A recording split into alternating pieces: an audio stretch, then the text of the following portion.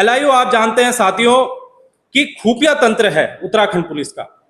वहां पर एक महिला दरोगा है, तो यानी कि इनकी 12वीं की भी फर्जी है और ग्रेजुएशन की तो पूरी की पूरी फर्जी है। इस महिला को किसी बड़े नेता का, किसी ताकतवर नेता का हाथ है जो इस महिला को बचा भी रहे हैं। मार्कशीट बनानी है, तो उन्होंने कहा कब की मार्कशीट चाहिए आपको?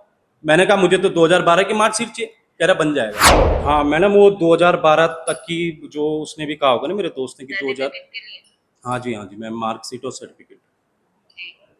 तो मैम कितने पैसे लगेंगे? क्योंकि मेरी अभी बात हुई उससे, तो शायद ये 15,000 समथिंग बोल रहे थे। हाँ 15 के समथिंग लगेंगे। 15 मैक्सिमम अभी प्राइस नहीं बता पा रही हूँ, मैक्सिमम 15 तो मान के चलिए। ये जो इन्होंने दिखा रखी है फर्जी अंक तालिका है सारी। ऐसा कोई कॉलेज ही नहीं था, और कॉलेज ये मतलब फर्जी तरीके से सर्टिफिकेट बनाते थे ग्रेजुएशन के। तो उसमें हमें जवाब ये मिला कि भाई वो डॉक्यूमेंट उस समय के वो सारे जल चुके। एक तरह से खुफिया विभाग है भाई, आपका सबसे खुफिया विभाग है। आप उससे जानकारी इधर उधर करते हैं, और आपने एक फर्जी डॉक्यूमेंट के आधार पर एक महिला को दरोगा बना रखा है वहां पर। और हम मांग करते हैं कि उन पुलिस अधिकारियों पे भी सख्त कार्रवाई की जाए जिन्होंने चयन समिति के समय इसके वेरिफिकेशन के समय इसको अप्रूव किया।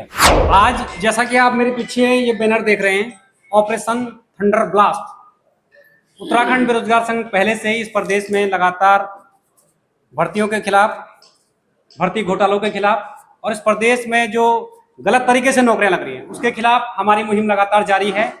उसको लेकर लगातार हमने समय समय पर आंदोलन भी किए, लेकिन आज ऑपरेशन थंडर ब्लास्ट ऐसा नाम क्यों देना पड़ा और क्यों इस ऑपरेशन की शुरुआत करनी पड़ी?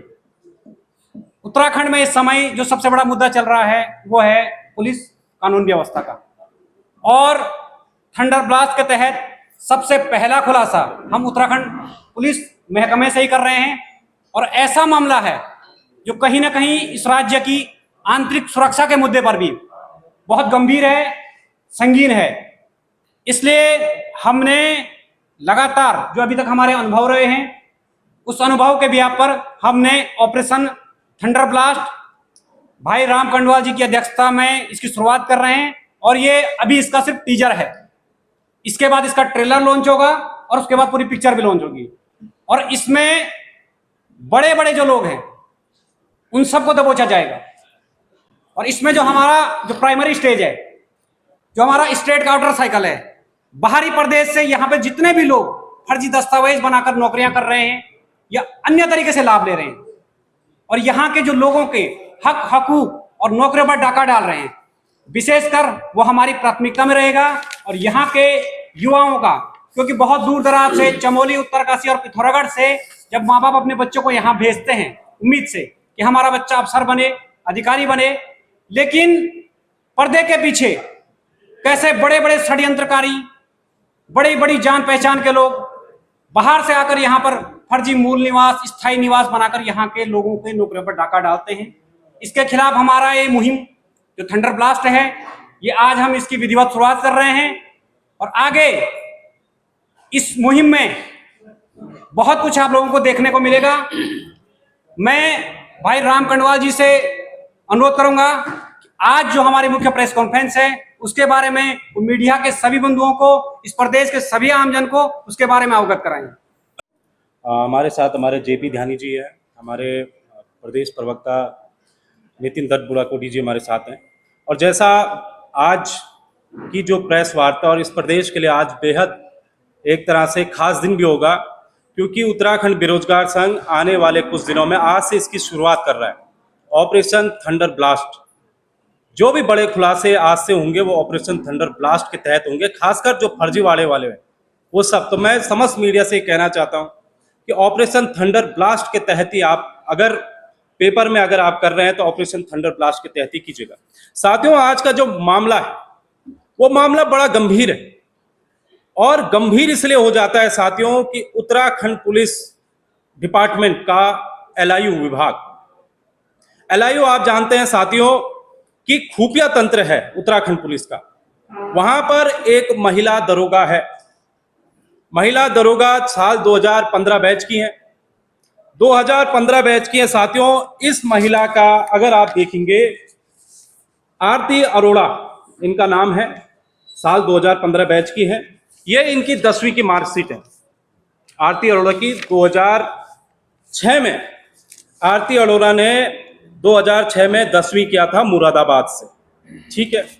यहाँ पर ठीक है, इनके पिता का नाम यहाँ पर लिखा जाता है वेद प्रकाश अरोड़ा, मतलब प्रकाश की जगह PIRKASH, वेद प्रकाश अरोड़ा।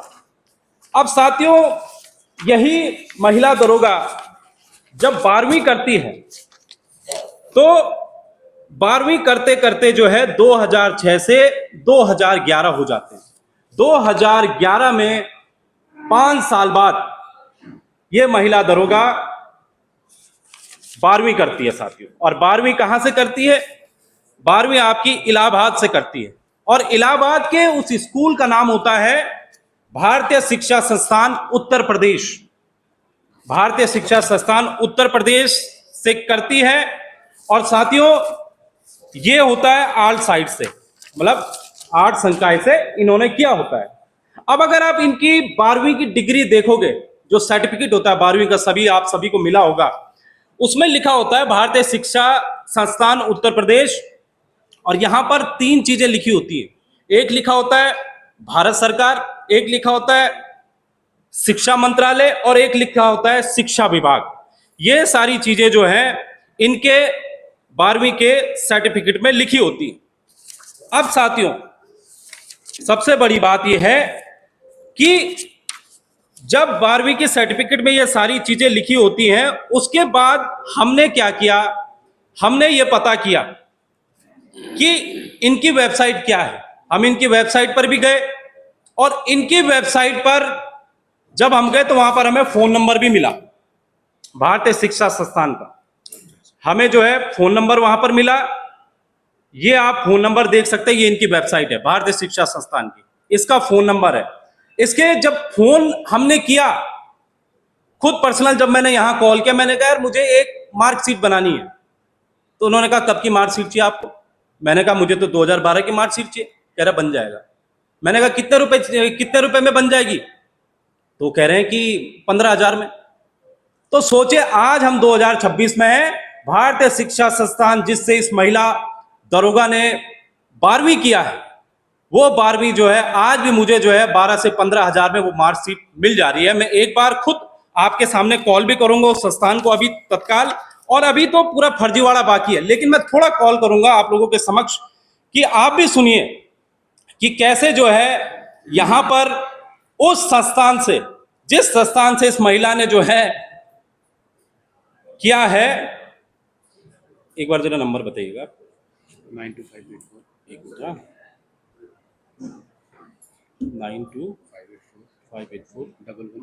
92584 अभी आप देखिएगा। मैं चाहूंगा सब लोग थोड़ा शांति बना के रखिएगा। ये देखिए भारतीय शिक्षा संस्थान कॉल में आ रहा है, इनकी वेबसाइट भी चेक कर लीजिएगा।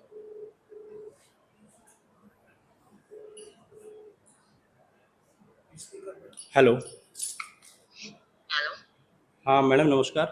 नमस्कार सर, बताइए। मैडम अभी एक मेरे दोस्त ने फोन किया होगा ना आपको, हाँ जी सर, नाम क्या है? सुनील सुनील हाँ, सुनील बताइए। करके। हाँ, सुनील नाम।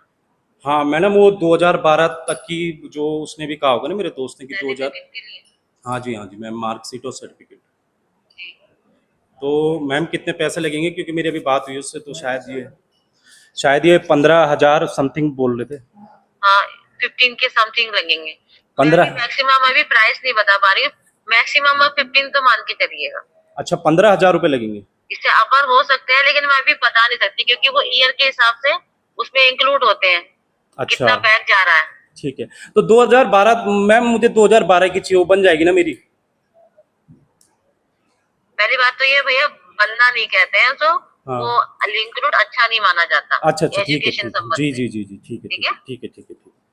ये ऐसा तो फिर वो कोई कहता है कि हमारा आप बना दो, हमारा ऐसा बना दो, तो वो एजुकेशन संबंधी में ये चीजें सही नहीं मानी जाती। जी जी जी जी जी जी नहीं ना। आप नहीं मैम, देखिए जब आप मैंने किसी भी आपको इंस्टीट्यूट से करते हैं मैंने तो हाई स्कूल है तो वो तो सर्टिफिकेट है, वो तो नंबर 1 में चीज होती है। जी जी जी जी जी है तो ना। आप जब हाँ लगाते हैं तो उससे आप कहीं ना कहीं जॉब भी पाते हैं हाँ उस चीज मैम से मैम बच के, है बिल्कुल ना। सही कह रहे हैं तो आप। बस मैम वही मेरा दोस्त कह रहा था, बस थोड़ा पैसे अगर कम हो जाते तो मैं थोड़ा कर देते मैम।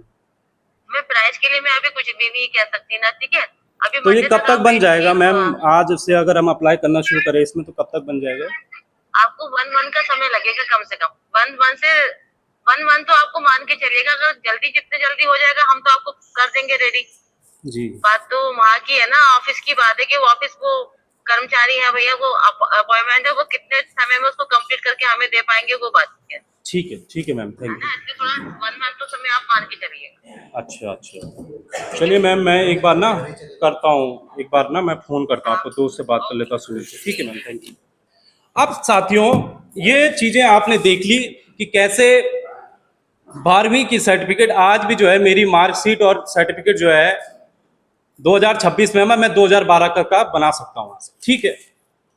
अब साथियों ये भारतीय शिक्षा संस्थान जिसकी मैं बात कर रहा हूँ ये है क्या? ये दरअसल साथियों इस पर क्या हुआ था कि जब हमने आरटीआई से पूछा, गवर्नमेंट ऑफ इंडिया और मिनिस्ट्री ऑफ एजुकेशन से जब हमने आरटीआई से पूछा कि क्या कोई ऐसा भारतीय शिक्षा संस्थान उत्तर प्रदेश, क्या कोई ऐसा संस्थान है जो 12वीं कराता है, तो साथियों यहां पर हमें जो है government of India ministry of education से जो आरटीआई में मिला वो ये कहता है कि Bharatiya Shiksha Sansthan Uttar Pradesh is not a recognised board as per the list available with the department further education in the concurrent list of constitution. मतलब ऐसा कोई कॉलेज नहीं है इनकी लिस्ट में। ठीक है, ये आपको हमने बता दिया। अब साथियों इसके जो दरोगा बनने के लिए सबसे बड़ी क्वालिफिकेशन होती है वो होती है ग्रेजुएशन। अब इसके साथियों ग्रेजुएशन में आते हैं।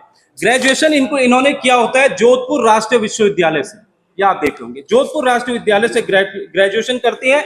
यहाँ पर पिताजी का नाम सेम हो जाता है, यहाँ पर पिताजी का नाम जहां 10वीं में PI प्रकाश था, यहाँ पर प्रकाश हो जाता है।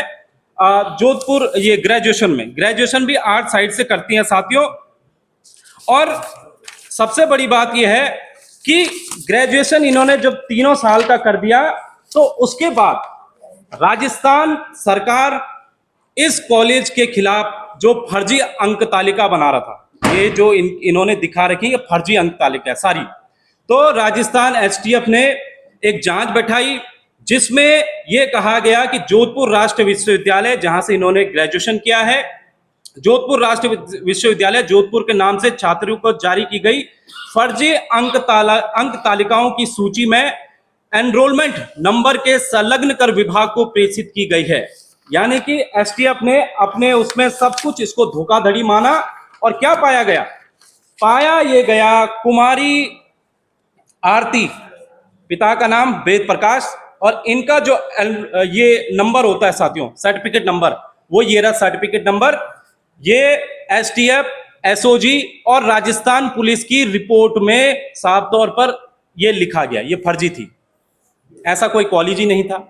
और कॉलेज ये मतलब फर्जी तरीके से सर्टिफिकेट बनाते थे ग्रेजुएशन के। और ये अगर आप ये जो सर्टिफिकेट नंबर ये मैच करना चाहते हैं तो वो मैच भी कर सकते हैं। इसमें लिखा है JNU PR 14788, ये इनका सर्टिफिकेट नंबर है। और जो ग्रेजुएशन का सर्टिफिकेट आपका जो है मार्कशीट नंबर है ग्रेजुएशन की, वो भी आप मैच कर लीजिए, वो भी सेम ये है। आप अगर देखेंगे तो ये सर्टिफिकेट आपके सामने है,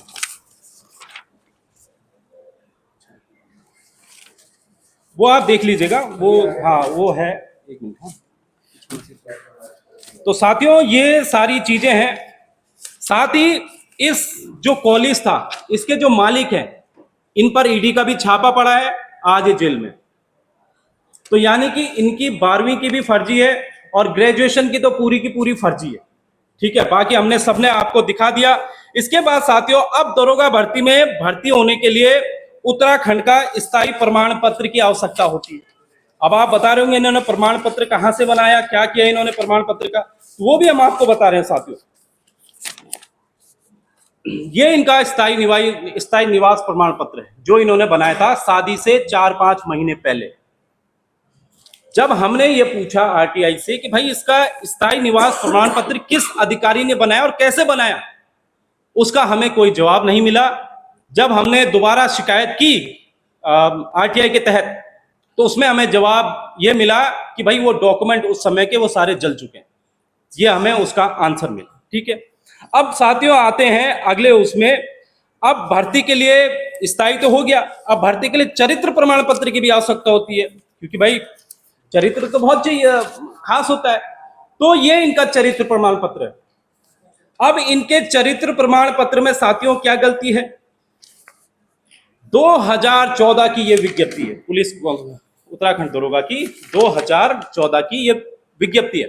इस विज्ञप्ति में क्या लिखा है? 5वें नंबर का पॉइंट है। इस पॉइंट में लिखा है अंतिम शिक्षण संस्थान का चरित्र प्रमाण पत्र देना होगा। अब दरोगा के लिए क्या क्वालिफिकेशन चाहिए होती है? ग्रेजुएशन चाहिए होती है। यानी कि अंतिम शिक्षण संस्थान का चरित्र प्रमाण पत्र कौन सा हो गया? ग्रेजुएशन को हो गया। लेकिन इन्होंने क्या दिखा दिया? इन्होंने 11वीं दिखा दी, इन्होंने 11वीं का सर्टिफिकेट दिखा दिया। अब जब हमने ये फिर पूछा कि बताइए कि भाई इसका जो चरित्र प्रमाण पत्र है वो किस अधिकारी ने बनाया, तो यहां पर भी हमें जवाब मिलता है कि ऐसी कोई सूचना है ही नहीं हमारे पास।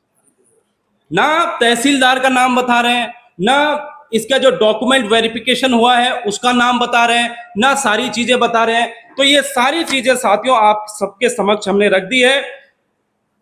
आप 17वां बिंदु भी इस विज्ञप्ति का देख सकते हैं कि इस विज्ञप्ति में 17वां बिंदु क्या था, वो मैंने इसमें लिखा है साथियों। 17वां बिंदु की प्रशिक्षण में भेजे जाने से पूर्व चयनित अभ्यर्थियों का नियमानुसार चरित्र एवं पूर्वव्रत का सत्यापन कराया जाएगा। चरित्र सत्यापन में प्रतिकूल तथ्य पाए जाने पर अभ्यर्थी का चयन निरस्त कर दिया जाएगा। लेकिन वो चयन भी साथियों निरस्त नहीं हुआ है। तो ये सारी चीजें थी जो हमने इसकी बताई साथियों। 12वीं से लेकर पूरा जो ग्रेजुएशन था पूरा फर्जीवाड़ा हम आपको दिखा चुके हैं कि क्या क्या इसमें सारी चीजें फर्जीवाड़ा था। हाँ, अब इसमें उत्तराखंड पुलिस में इन्होंने एफिडेविट भी दिया है, ये भी आप लोग देख लीजिएगा जरा। जब कोई भर्ती होता है तो एफिडेविट देता है, और एफिडेविट में इन्होंने क्या लिखा था? यह कि आवेदन पत्र में शैक्षिक योग्यता और जन्म तिथि संबंधी प्रमाण पत्र, आयु में छूट व अन्य चीज का लाभ प्राप्त करने संबंधी प्रमाण पत्र जो मेरे द्वारा संलग्न किए गए पूर्णतः सही हैं। इसके बाद जो अगला पॉइंट आता है वो ये आता है कि यह कि आवेदन पत्र में उल्लेखित यदि कोई बात असत्य पाई अथवा किसी सत्य को छुपाया गया हो तो मुझे बिना शर्त उत्तराखंड पुलिस से तुरंत पृथक कर दिया जाए और ये मेरे खिलाफ कार्रवाई की जाए। साथियों, जो हमने चीजें निकाली हैं कि आरटीआई के तहत ही निकाली गई हैं सारी चीजें, और हमें ये भी पता चला है कि इस महिला को किसी बड़े नेता का, किसी ताकतवर नेता का हाथ है जो इस महिला को बचा भी रहे हैं। लेकिन आज की प्रेस कॉन्फ्रेंस करने का हमारा मकसद यही था कि हम उत्तराखंड पुलिस को चेताना चाहते हैं कि भाई एलआईयू एक तरह से खुफिया विभाग है, भाई आपका सबसे खुफिया विभाग है। आप उससे जानकारी इधर उधर करते हैं और आपने एक फर्जी डॉक्यूमेंट के आधार पर एक महिला को दरोगा बना रखा है वहां पर। तो सोचिए फिर सूचना कैसे कैसे जारी होंगी, क्या क्या वहां पर चीजें हो रही होंगी। तो हम ये चाहते हैं कि उत्तराखंड पुलिस के जो डीजीपी हैं वो तत्काल इस महिला को तत्काल जो है नौकरी से बर्खास्त करें। इसके साथ साथ हम गृह सचिव जो हमारे हैं शैलेश बगोली साहब, उनसे भी हम अपील करते हैं कि वो तत्काल इस मामले का संज्ञान ले। और हम जा रहे हैं, अभी डीजीपी से मिलने जा रहे हैं, हम शैलेश बगोली जी से मिलने जा रहे हैं। सारे डॉक्यूमेंट तथ्य हम उनके पास रखेंगे। मैं हमारे जेपी ध्यानी भी कुछ कहना चाहेंगे इसमें। ध्यानी जी। सर, मैं ये कहना चाहूँगा,